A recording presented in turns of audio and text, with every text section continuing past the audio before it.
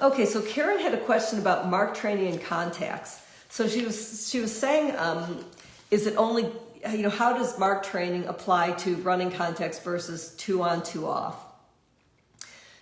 2 on, 2 off, you put the board between 2 mark buckets. You have that really good mental space to start. The dog goes into 2 on, 2 off, goes on forward. You will see, does your dog understand 2 on, 2 off? And the question I have for you about these 2 on, 2 off dogs is, what does the dog think the behavior is? Does the dog think it is a front foot behavior or a rear foot behavior? And I'm guessing most dogs think it's a front foot behavior because the thing you are marking is when their front feet hit the ground. Their back feet have been on the contact board or on the contact the whole time. So if I were to want my dog to think that this is a rear foot behavior, and I'd have to think about whether I really would want this, but I think I don't know, I'm not committed to it, but this is how I would think about it. I'd go, okay, I want my dog to understand 2 on, 2 off as a rear foot behavior, so I would have my dog start off the contact and back up 2 rear feet on. Then I'd have him be next to it and step 2 feet on. That's how I'd see, try to have my dog understand it is 2 rear feet on the contact for 2 on, 2 off. So here's the issue with the vagueness of the 2 on, 2 off with the front feet is the where component, right? The grass is not a location. It is the vast grass. One of the issues with 4 on is the where component, but in a way that's less where-y than the grass component. And a lot of dogs when the handler's behind, they do their 2 on, 2 off to the side facing the handler because they don't understand the where component. So one way of dealing with that is training the dog to put the 2 feet right past the front edge of that board so that there's a specific where, and they might even be touching a bit of their paw to that to start, to understand that it's right there. That would work fine for the dog walk, would not for the A-frame because that would mean the dog was at too much of an angle. You can put 2 little posts at the 2 ends of your contact board to keep them, orienting forward, but most likely you're gonna have to maintain that. They're gonna want to keep turning off the side. But 2 things are going to help with that. And the first is the setup of straight mark to contact board to mark, and the same when you transfer it to the dog walk or A-frame. The dog is going to associate the exit with a straight line, and they're more likely to stay focused forward with their feet because their eyes are going to be more likely to stay focused forward on that last mark bucket.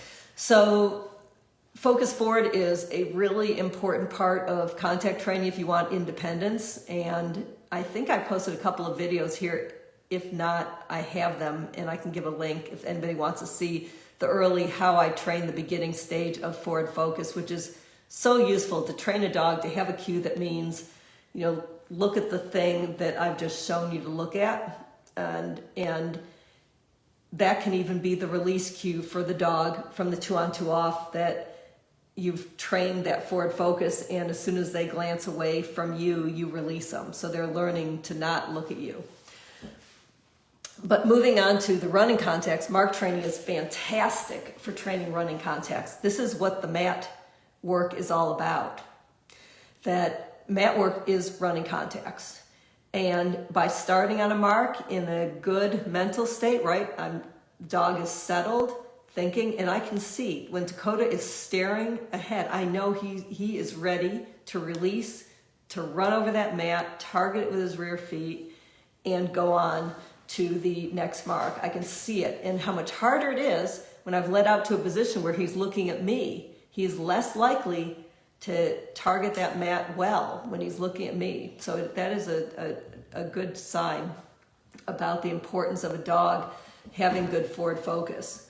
So one of the great things about mark training and running contacts is once you feel like your dog has a real understanding of targeting this mat, or if you're starting in a box, that the position of that 3rd mark bucket, the thing that comes after the mat, can actually encourage the type of striding that will make that dog successful. So the closer the mark is, the more collection the dog is going to have on the mat in anticipation of stopping on the mark. is what you've heard me say is, dogs are thinking 3 strides ahead about stopping. So if that mat is within 3 strides, which it will be if you're starting with that mark bucket, say 6 feet away, the dog is more likely to target the mat. And as far as that first mark bucket goes, you can keep moving that one around until if early on, if you're just looking for, you want enough successful reps to be marking what you want, then keep moving that bucket until you've got natural striding for your dog, where your dog is going to target that mat naturally without doing a thing.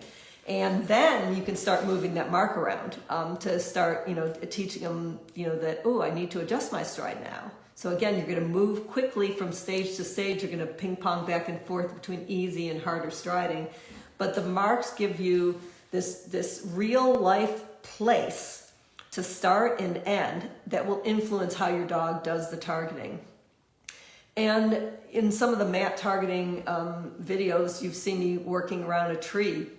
The thing I like about incorporating wrapping and looping is it's going to get your dog on different and specific leads. And I've mentioned that Dakota has much more rear foot separation on his left lead versus his right lead, but that's beginning to change. I'm getting some great reps on the right as well. So it's going to really show you in very specific terms like how your dog can do it on either lead.